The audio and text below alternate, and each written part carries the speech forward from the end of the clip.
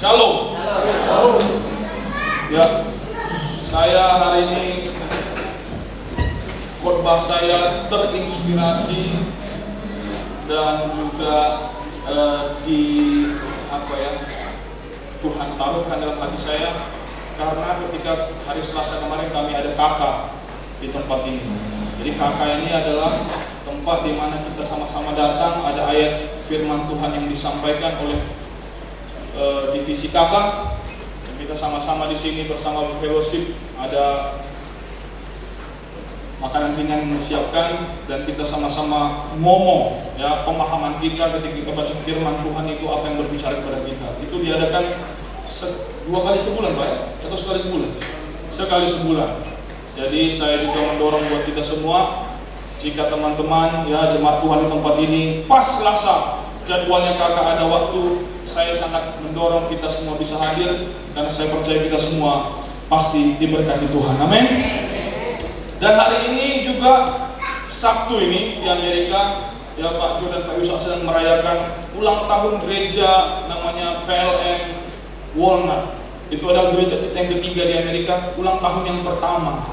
Jadi kita di sini lagi ibadah, mereka juga lagi ibadah di sana, ibadah ulang tahun yang pertama. Di sana Sabtu malam, jadi mereka rayakan hari Sabtu. Dan Minggu tanggal 30 kita akan merayakan anniversary kita yang ke-25. Dan nanti ketua panitia akan menjelaskan detailnya bagaimana, siapa yang perlu kita bawa, apa yang perlu kita makan, apa yang di mana posisi kita duduk, karena katanya jangan ada yang duduk di luar katanya, harus di dalam semua ya, di dalam semua. Jadi nanti Pak Panitia akan menjelaskan ya. Puji Tuhan. Jadi oleh karena itu khotbah saya hari ini saya kasih judul melihat Kristus dalam Alkitab. Alkitab itu berarti apa Bapak Ibu? Perjanjian lama, perjanjian baru. Waduh Pak, Tuhan Yesus kan adanya di perjanjian baru. Makanya kita sama-sama lihat hari ini ada beberapa poin, 3 poin saya pikir saya bagikan pada hari ini. Kalau nanti ada kesempatan lagi saya bagikan selanjutnya. Saya ada akhiri Pak Yus, sudah diminta. Jadi sambil kita menunggu mereka siapkan, kita buka dulu 2 Korintus 3 ayat 14. 2 Korintus 3 ayat 14.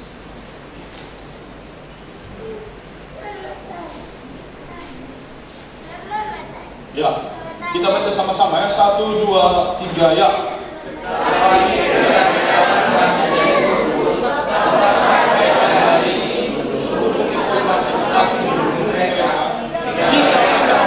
Perjanjian lama tanpa disebutkan, hanya Kristus saja yang dapat menyingkapkannya. Jadi kalau kita baca perjanjian lama Bapak Ibu, teman-teman semua, kita butuh yang namanya penyingkapan. Jadi Alkitab itu konsisten. Dia dari awal, dari kitab Kejadian sampai kitab Wahyu, ceritanya satu. Tentang siapa? Tentang Yesus. Jadi kalau kita urutkan ceritanya, bagaimana manusia jatuh dalam dosa, dia gagal untuk mengikuti apa yang Tuhan mau, kemudian Yesus datang untuk menggenapi semua itu, dia mati di kayu salib untuk menebus semua dosa kita, dan kita hidup di dalam panggilannya. Itunya garis benang merah dari Kejadian sampai Wahyu. Dari Alfa dan Omega hanya Dia. Yang kita bahas hari ini semua, dari lagu-lagu kita, ibadah kita, komsel kita, hidup kita, itu semua tentang siapa? Tentang Yesus. Maka hari ini bagaimana kita bisa melihat ketika kita membaca Alkitab, kacamata kita adalah Yesus. Ketika kita menghadapi hidup ini, apa yang kita alami, mari kita lihat dari kacamata Yesus. Maksudnya kacamata apa Pak? Nanti sebelum slide-nya ditampilkan. Kalau saya pakai kacamata hitam hari ini, maka baju Bu Deborah yang hijau ini kelihatannya hitam.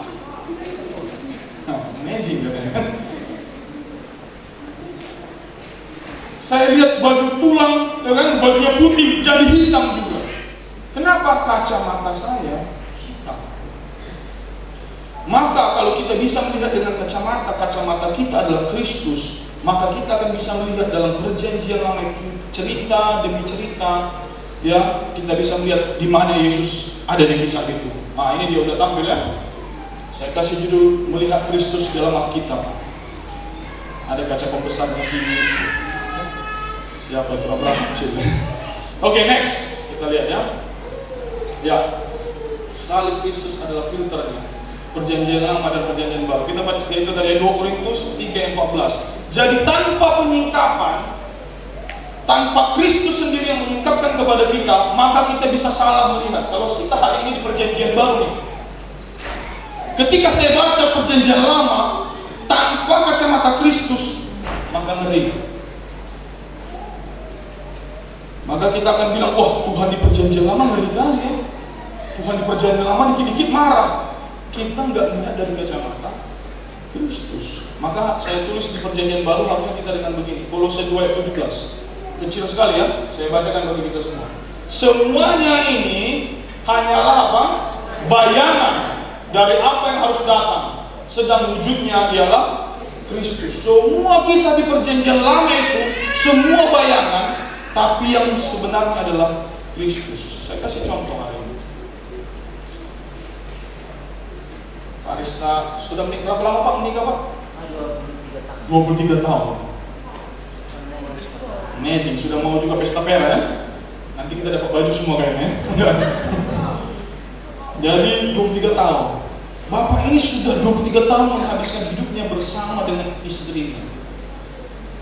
Kalau kita bayangkan mereka lagi di mana gitu, satu tempat yang matahari itu terang banget, dan istri Pak Rista dari jauh jalan, Pak Rista lagi duduk menunggu istrinya, dilihatnya bayangan istrinya. Kalau kita melihat bayangan istrinya itu, kita pikir siapa kayaknya. Tapi Pak Rista dilihatnya bagaimana bentuk kepalanya, bagaimana cara jalannya. Walaupun belum dilihatnya aslinya, sudah tahu dia, ini istriku, ini my darling, my love. Apa nih panggilan bapak sama istri bapak? Dek. Ini adikku yang paling aku sayangi. Jadi hati-hati dibilang adik sama Pak Rista ya. Jadi dilihatnya bayangannya pun sudah tahu Pak Rista. Tapi ketika sudah datang istri Pak Rista, ibu itu datang ke depan Pak Rista. Siapa yang dipeluk Pak Rista? Bayangannya atau istrinya? Agak bingung kita jawab, udah bahaya gitu. Pasti yang dipeluk Pak Rista adalah istrinya. Enggak mungkin bayangannya dipeluknya. Tidak mungkin dicium kening bayangannya. Kalau sayang, udah bahaya. Kita sama-sama doakan Pak Rista hari ini, perlu pelepasan. Pasti yang dipeluknya, diciumnya adalah istrinya, bukan bayangannya. Hari ini katanya apa? Semua itu dulu adalah bayangan. Perjanjian Lama itu hukum Taurat semua bayangan aja untuk menggambarkan kedatangan Yesus. Jadi hari ini yang kita bahas, yang kita pikirkan, yang kita renungkan, yang kita ingat bukan yang lalu itu, tapi Yesus saja. Amin. Itu semua tentang Kristus. Berikan tepuk tangan yang luar biasa bagi kita. Jadi kita enggak, fokus kita bukan lagi yang wah aku harus begini, harus begitu. Selanjutnya, next, ada gambaran saya lihat yang bagus tentang kegagalan manusia di Perjanjian Lama menggambarkan kita, dan bagaimana Yesus juga bagian dari gambaran yang sudah diberikan Alkitab itu. Yang pertama di tengah adalah fokusnya ya, Ishak dan Yakub di Kejadian pasal 27. Ishak dan Yakub, Ishak bapaknya, Yakub anaknya. Anak Ishak ada dua, ada Esau, ada siapa lagi? Yakub. Jadi si Ishak ini ngomong sama anaknya, aku udah mau mati nih, siapkan dulu makanan, aku mau berkati kalian. Oke? Jadi ketika dia bilang begitu di Kejadian pasal yang ke-27, si Yakub karena mamanya dengar bilang apa begini, oke, kau nanti pakai jubah abang, karena kan abangnya berbulu. Makanya beberapa siswa kita, saya dari tahun 2012 di sini terlibat di sekolah misi, kami selalu bicara buku impian. Dari tiap angkatan selalu ada dibikinnya cowok impianku pria berbulu. Mungkin terinspirasi dari Alkitab ini. Jadi si Esau itu berbulu dia. Jadi karena si Yakub ini tidak berbulu, dia harus pakai jubah, ya kan? Biar terasa baru ya kulitnya semua diatur-atur dia agar kelihatannya dia seperti abangnya, karena bapaknya sudah tidak bisa melihat dengan jelas. Ya, jadi itu adalah satu gambaran sebenarnya. Ini dia cara melihat Yesus di situ. Si Ishak menduga si Yakub sebagai si Esau hanya karena si Yakub pakai jubah itu. Hari ini kita dibilang apa? Kita pakai jubah kebenaran. Maka kalau kita pakai jubah kebenaran itu, maka kita menerima semua berkat-berkat yang Tuhan sudah sediakan. Amin. Nah, Ishak dan Yakub, oke? Jadi si Yakub pakai jubah, dia masak untuk bapaknya, dikasih. Kalau kita lihat ke belakang lagi, Ishak itu adalah anak Abraham. Jadi Tuhan kasih perintah kepada Abraham, korbankan anakmu. Siapa? Ishak, anak yang dinanti-nantikan 25 tahun. Ketika Abraham mau korbankan Ishak, ya di Kejadian pasal berapa itu? 22 ayat 16. Ketika sudah di atas, ketika dia mau potong leher anaknya, Tuhan bilang begini, jangan kau potong, jangan kau sembelih anakmu. Aku sudah melihat engkau tidak segan-segan memberikan anakmu, bahwa engkau sungguh mengasihi aku. Oke. Dan tahu nggak, gunung di tempat si Ishak mau dikorbankan itu adalah gunung yang sama di mana Yesus disalibkan, Gunung Golgota itu. Agar apa? Agar kita hari ini, saya dan saudara bisa bilang kepada Tuhan, Tuhan tidak stop tangannya untuk membunuh Yesus di kayu salib. Agar apa? Saya dan saudara bisa bilang kepada Tuhan, Tuhan, aku sudah lihat engkau yang tidak menyayangkan anakmu mati di kayu salib untuk menunjukkan engkau sungguh mengasihi aku. Jadi kalau hari ini engkau mempertanyakan, Tuhan, apakah engkau sungguh mengasihi aku? Jawabannya, dia yang tidak menyayangkan anaknya agar engkau dan saya tidak mati di kayu salib. Amin. Dia sungguh mengasihi saudara. Jadi Ishak itu tahu dia apa yang terjadi, dia hampir saja dikorbankan. Dan ketika dia jadi bapak, giliran dia jadi bapak, dia gagal. Nah ini dia, perjanjian lama itu selalu menggambarkan manusia gagal. Tuhan sudah punya rencana, tapi manusia gagal. Oke, Ishak itu Tuhan sudah ngomong kepada orang tuanya bahwa anaknya itu yang kedua yang lahir belakangan, yaitu siapa? Si Yakub akan jadi lebih hebat daripada abang. Tapi Ishak bersikeras mau memberkati siapa? Esau. Nah ini dia, manusia gagal. Tuhan sudah rancangkan sesuatu kepada manusia, tapi dia gagal. Tuhan udah bilang, anakmu nanti yang kedua yang jadi lebih hebat, dia akan lebih diberkati, dia yang dapat hak kesulungan. Tapi Ishak sebagai bapak gagal, dia masih coba memberkati Esau. Itu yang pertama. Yang kedua, si Ishak salah memprediksi kematiannya. Dia bilang, aku sudah mau mati. Padahal kalau kita lihat di Alkitab, ketika si Yakub lari, dia bekerja bagi si Laban. Nah ini dia, siapa marga si Laban di sini? Dia bekerja bagi si Laban itu 14 tahun ditambah berapa? Total 20 tahun. Dan ketika dia pulang, bapaknya masih hidup. Dia gagal memprediksi kematian. Jadi dia gagal sebagai manusia. Kalau kita lihat lagi, anaknya si Yakub gagal juga. Jadi semua kisah ini tentang kegagalan manusia, tapi bisa diselipkan Tuhan kisah penyelamatan dia di situ. Ya. Tahu Esau dan Yakub? Saya coba ceritakan pelan-pelan. Harusnya si Esau yang diberkati, tapi ya si Yakub yang jadi diberkati. Kemarin kami bahas di kakak itu Adam, Kristus. Kristus itu adalah anak sulung. Dialah son. Kita ini sons. Kita ini adalah adik-adiknya. Kalau kita lihat kisah itu, gara-gara anak yang pertama itu dia gagal, dia menanggung dosa itu.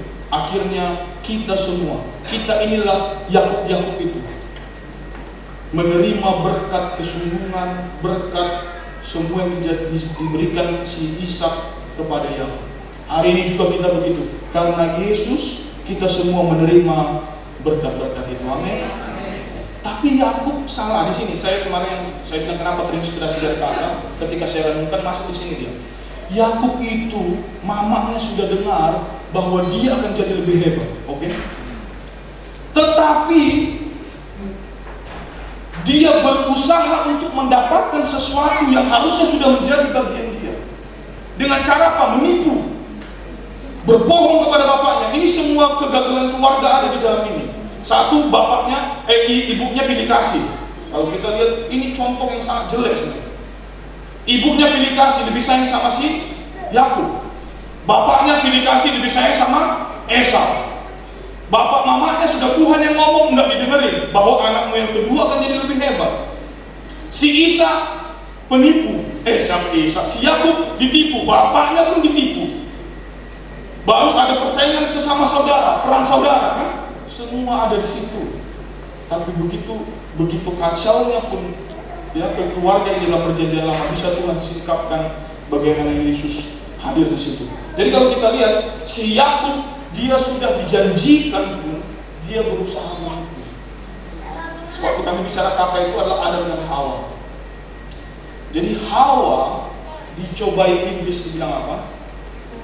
Pasti semua pohon di tempat ini, pasti semua ini tidak boleh kau makan kan? Si Hawa masih tahu, oh enggak, hanya satu yang enggak boleh. Karena kalau kau makan itu mati. Baru iblis bilang sekali-kali kalau kau makan itu tidak, malah kau akan menjadi seperti Tuhan. Pertanyaan saya, apakah mereka sudah seperti Tuhan? Sudah. Kejadian 1 bilang marilah kita menjadikan mereka serupa dan segambar dengan Tuhan. Mereka sudah seperti Tuhan. Mereka berkuasa di taman itu. Tapi mereka apa? Mencoba mengambil sesuatu yang sudah mereka punyai. Dan mereka makan, mereka jatuh dalam dosa. Gagal. Begitu juga Yakub. Dia berusaha mengambil sesuatu yang dia sudah punya. Dengan cara menipu. Akhirnya apa? Dia harus lari. Dia harus ditipu oleh bapak mertuanya lagi. Dia harus lari dari abangnya, takut dibunuh. Hari ini saya mau katakan sama saudara, hari ini kita di dalam Kristus, engkau sudah mempunyai semua yang dijanjikan itu dalam dirimu. Katakan amin. Jadi jangan mencoba menghalalkan segala cara untuk mendapatkannya. Lucu kita. Kenapa nggak ke gereja? Aduh itu Pak, justru di situ Pak paling ramai. Contohnya, saya mau katakan sama saudara, itu engkau sudah dapati sepanjang engkau tahu identitasmu di dalam Tuhan. Kristus sudah bayar. Saya sering kali dengar ada satu pendeta kami di Koinonia Mission Church. Saya dulu gereja salah satunya di Singapura, namanya KMC. Salah satu pendetanya itu penghasilannya adalah dia bawa Uber ya, kalau di Singapura Uber. Dia bilang, saya dulu kerja 7 hari berada di sini. Terus, tapi ketika saya tahu Tuhan itu harus prioritas, saya buat hari saya Senin sampai Sabtu, saya kuduskan hari Minggu. Terus apa yang terjadi pastor saya? Tahu nggak katanya? Saya dapatkan lebih banyak daripada yang saya kerja sampai hari ini. Kenapa? Dia mulai hidupi identitas dia itu di dalam Tuhan. Saya mau katakan sama saudara, ketahuilah identitasmu sudah disiapkan itu. Jangan halalkan segala cara agar engkau mendapatkan sesuatu yang engkau sudah punya.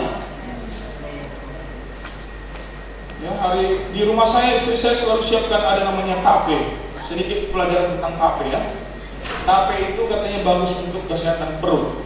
Jadi kalau ada antibiotik, tape itu namanya probiotik. Jadi kalau kita makan, pencernaan kita lebih bagus. Saya dulu sering sakit perut, sekarang sudah agak berkurang.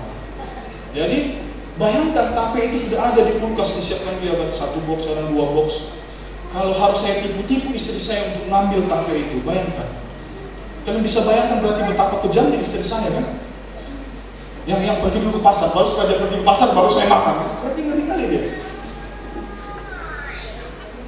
Jadi hari ini bahasa Inggrisnya strive, berusaha keras melakukan segala hal untuk mendapatkan sesuatu yang engkau sudah punya. Disitulah kegagalan kita. Ada amin?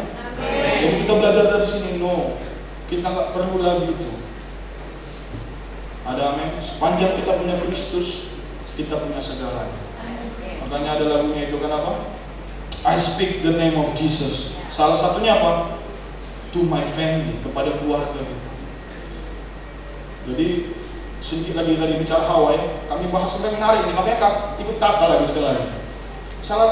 Banyak beberapa bapak-bapak yang hadir menyatakan bahwa saking sayangnya Adam kepada Hawa, makanya dia makan buah itu. Padahal dia tahu itu, kata Tuhan, membuat mati kan. Siapa istri mana yang tidak mau punya suami begini kan? Suami idola itu. Tapi itu pun gagal. Tuhan bilang, Adam, kau gagal. Jadi semua kisah di situ tentang kegagalan manusia. Dia dikatakan Adam yang pertama, Adam yang kedua adalah Yesus. Dia sayang sama kita, tapi dia tidak gagal. Adam yang pertama salahkan istrinya, karena perempuan yang kau berikan kepadaku. Yesus dia tidak salahkan kita. Dia katakan, ampunilah mereka. Ada amin. Siapa percaya kepada dia, maka dia menerima kehidupan yang kekal. Selanjutnya ada siapa di situ? Abraham, ada Ishak, sekarang Yakub dan Yusuf. Ini mereka semua ini keluarga ini, kakek, anak, cucu. Sekarang si Yakub dan si Yusuf. Ya, si Yusuf punya anak berapa? Yang disebutkan di situ ada 2. Efraim dan Manasye. Anak Pak Efraim semua di situ. Ada sisa si matanya. Jadi ketika Yakub sudah tua, nah dia benar waktu bilang aku mau mati, betul-betul lah dia mau mati. Ketika dia mau mati, dia panggillah semua ke rumah kan, ayo kita ke rumah Opung lah kan gitu.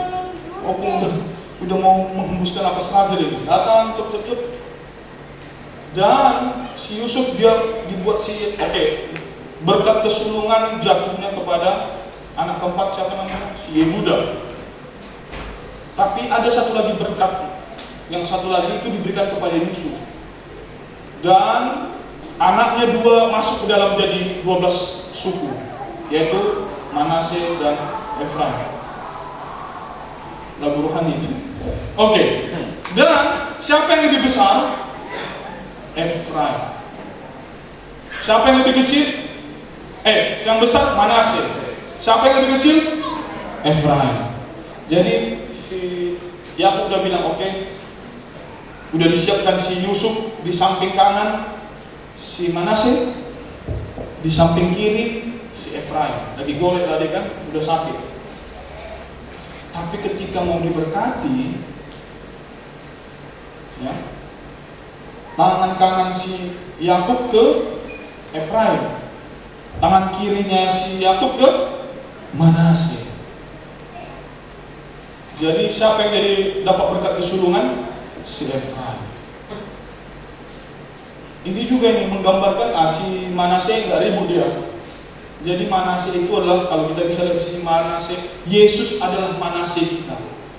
Dia mengorbankan kesulungannya agar saya dan saudara jadi Efraim semua hari ini, menerima berkat itu semua. Amin. Jadi kalau kita lihat semua di sini bukan karena apa yang saya lakukan dan saudara lakukan.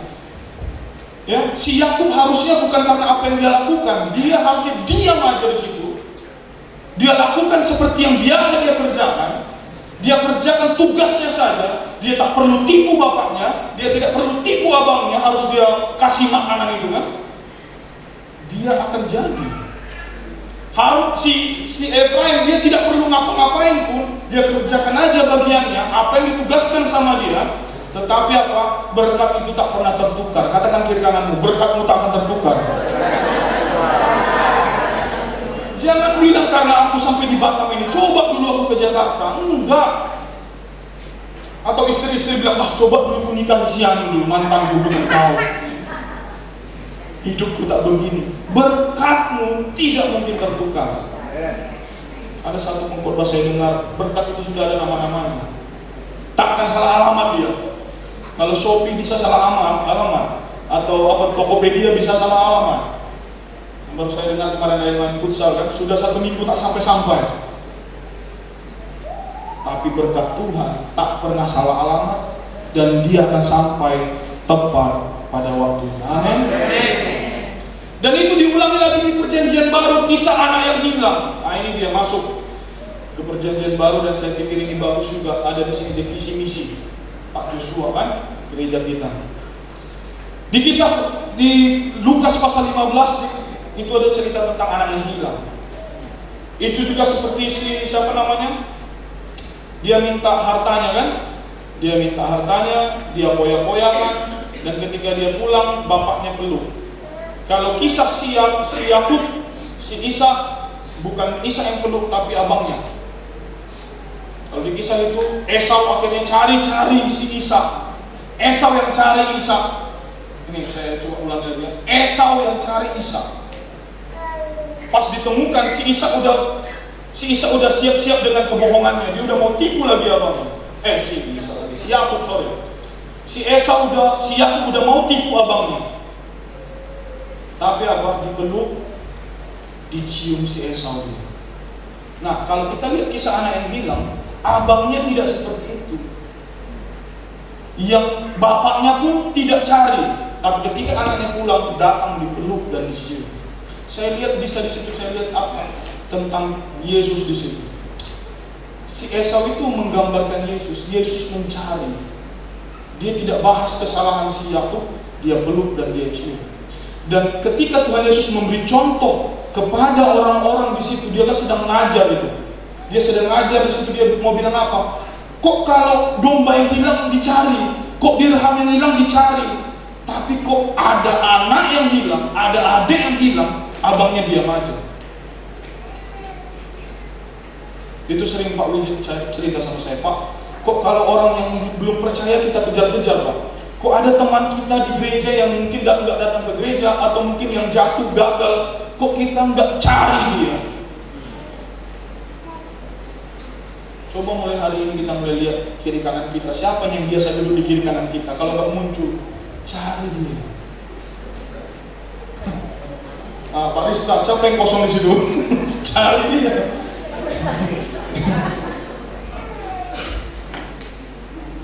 Yesus sedang ngomong, Esau cari aku. Dia peluk, dia cium. Yesus hari ini dia cari kita, dikatakan dari awal kejadian. Di manakah engkau Adam? Apakah Tuhan tidak tahu Adam di mana? Dia tahu, tapi dia cari. Hari ini mungkin juga pas timingnya, mari kita cari.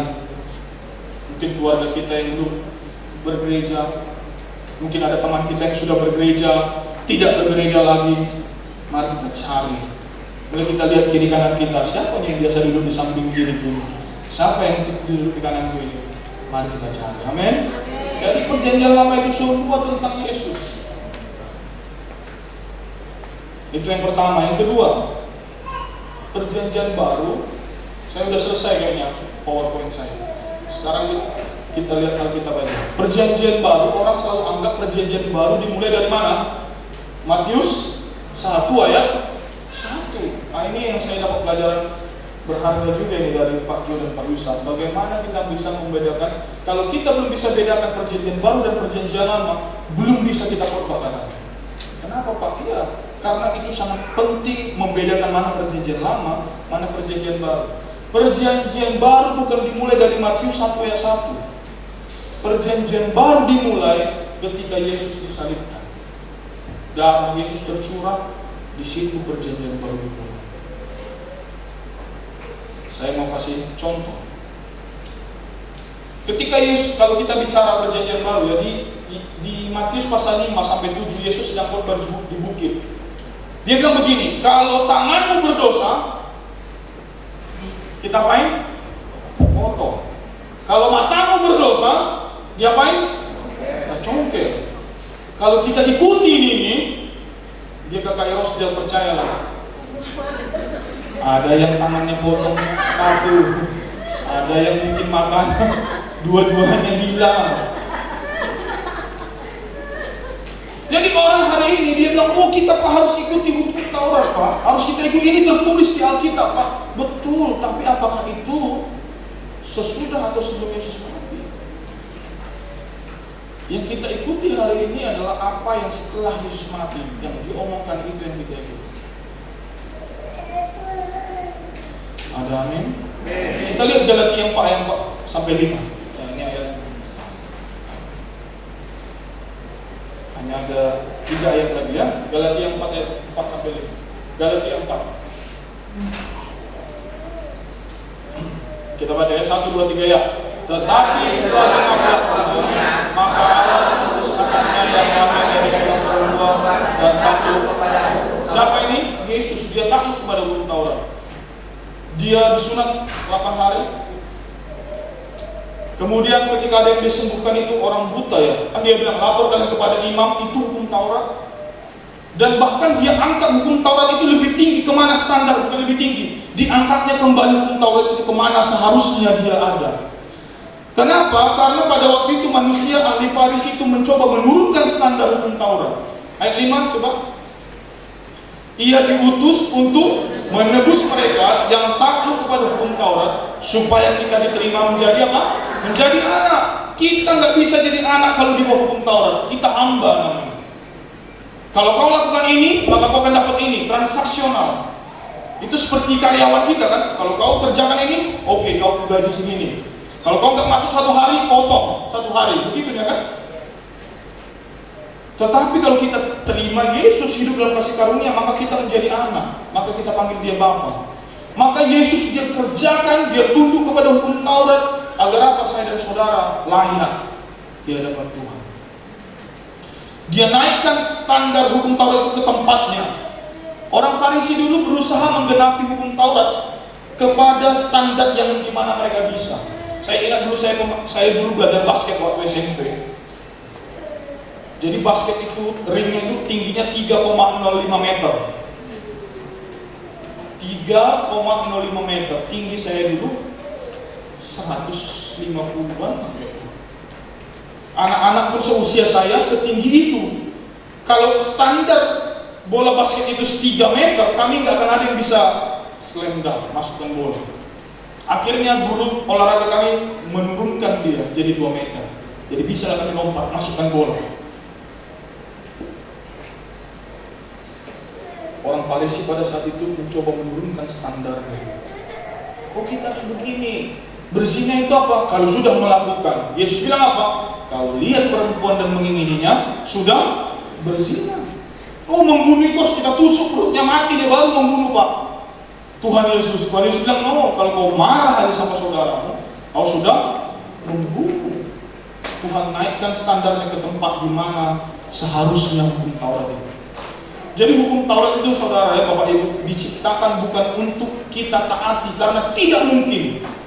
Hukum Taurat itu menunjukkan kita nggak sanggup, dan kita akhirnya bilang, Tuhan, aku nggak sanggup, aku mau Engkau tolong. Tak ada yang sanggup kita kerjakan. Haleluya. Makanya kalau kita ikutin, saudara, wah, Pak, kan itu kan kata Tuhan Yesus, itu sebelum salib ada. Jadi kalau saudara mau ikuti silahkan, tapi kami nggak tanggung jawab. Ya, ada yang kakinya patah sana, dipotong satu. Ini jadi kayak inilah bangsa rumah sakit tadi. Kemarin kami ke rumah sakit ada aja yang unik-unik. Jadi enggak ya. Kita lihat Ibrani. Nah ini dia penguncinya perjanjian baru tadi bukan dimulai di Matius 1 tetapi ketika Yesus disalib. Ibrani 9 ayat 16 sampai 17. Sebelum terakhir kita poin yang ketiga, ini poin yang kedua ya. Ibrani 9 ayat 16 kita baca sama-sama 1, 2, 3 ya. Sebab di mana ada wasiat, di situ harus diberitahukan tentang kematian pembuat wasiat itu. Kalau saya lihat bahasa aslinya wasiat ini adalah perjanjian, ya. Apa namanya itu? Ya perjanjian dia bahasa aslinya. Next. Kita baca sama-sama 1, 2, 3 ya. Karena suatu wasiat barulah sah kalau pembuat wasiat itu telah mati. Sebab ia tidak berlaku selama pembuat wasiat itu masih hidup. Jadi perjanjian baru itu tak sah dia sampai Yesus mati di kayu salib. Makanya setiap kali kita perjamuan kudus, kita bilang apa? Darah itu perjanjian baru dimateraikan oleh darah Yesus. Memang ahli Alkitab menuliskan karena dibagilah Alkitab itu langsung dua, di mana Yesus sebelum Yesus lahir dan sesudah Yesus lahir. Tetapi kalau kita bicara lebih detail teologinya adalah ketika perjanjian baru itu dimulai ketika darah Yesus tercurah di kayu salib. Ada amin jelas saudara ini ya? Puji Tuhan. Dan yang terakhir, kalau kita sudah lihat tadi, kita bisa melihat perjanjian lama itu juga ada Yesus di situ. Yang kedua, ya, kita bisa juga melihat bahwa perjanjian baru dimulai ketika darah Yesus tercurah. Yang terakhir, hubungannya ke perbuatan baik. Efesus 2 ayat 8 sampai 10, dari ayat 8 dulu. Efesus 2 ayat 8. Kita baca sama-sama. 1, 2, 3 ya. Sebab karena kasih karunia kamu diselamatkan oleh iman. Itu bukan hasil usaha, tetapi pemberian. Cukup sampai di situ dulu. Kita diselamatkan itu karena iman kita kepada Yesus oleh kasih karunia. Yohanes 6 ayat 29 berkata, apa yang harus kami lakukan Tuhan? Katanya apa? Percayalah, punya imanlah kepada Yesus. Dan dengan kasih karunia berarti apa? Sesuatu yang tak layak kita terima diberikan kepada kita cuma-cuma. Cuma-cuma kita terima, tetapi ada yang bayar di situ. Siapa? Yesus. Karena kalau dengan perbuatan baik kita, Alkitab berkata begini, perbuatan baik kita itu seperti kain kotor, bukan perbuatan jahat kita loh. Perbuatan baik saya, perbuatan baik saudara, kayak kain kotor. Apalagi harapan kita? Kalau dengan kekuatan, karena aku sudah melayani Tuhan, aku sudah melayani di gereja berpuluh-puluh tahun, aku sudah bayar persembahan, bayar perpuluhan, hadir komsel, bukan itu. Tapi karena iman, aku percaya kepada Tuhan, maka engkau selamat. Ayat 9. Itu bukan hasil pekerjaanmu. Jangan ada orang yang memegahkan diri. Jangan ada yang berdiri di sini atau di komsel atau sharing. Gara-gara aku baik Tuhan selamatkan. Tidak ada. Semua murni karena kasih karunia Tuhan. Yang terakhir, nah ini dia. Hubungannya bagaimana kepada perbuatan baik itu. Karena kita ini buatan siapa? Allah. Diciptakan dalam Kristus Yesus untuk melakukan apa? Pekerjaan baik yang dipersiapkan Allah sebelumnya. Ia mau supaya kita hidup di dalamnya. Bukan ini dulu dibilang di ayat 8, baru ayat 9 dan 10 dibilang selamat. Kita dikatakan selamat dulu karena iman engkau diselamatkan, karena kasih karunia engkau diselamatkan. Baru karena kau sudah selamat, buahnya adalah engkau bisa berbuat baik. Suami jadi bisa sayang kepada istri, walaupun istrinya kadang-kadang paham lah ya. Istri bisa tunduk kepada suami walaupun kadang-kadang suami kayak lanjutkan sendiri. Kenapa? Itu jadi buah dia. Kita tidak berusaha menghasilkan jeruk, tidak berusaha menghasilkan jeruk. Sepanjang dia tertanam di tanah yang subur, dia dikasih pupuk, dia pasti menghasilkan jeruk. Jangan harapkan jeruk menghasilkan durian. Kalau engkau belum berbuah hal yang baik, dikatakan ini, engkau diciptakan untuk melakukan pekerjaan yang baik yang sudah dipersiapkan loh. Jadi Tuhan udah siapin lagi. Jadi hari ini kita mulai dengan kata-kata di, bukan me. Bukan kata-kata mengasihi, tapi kita karena terlebih dahulu dikasihi, maka kita sanggup mengasihi. Karena kita sudah diberkati, maka kita bisa memberkati orang. Amin. Jadi kita mulai rubah mindsetnya itu. Pertobatan itu dikatakan adalah perubahan pola pikir, bukan tindakan loh.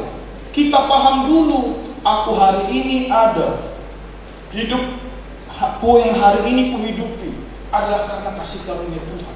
Pekerjaanku ini ada karena berkat dari Tuhan, karena Dia yang buka pintu bagiku untuk mendapatkan berkat.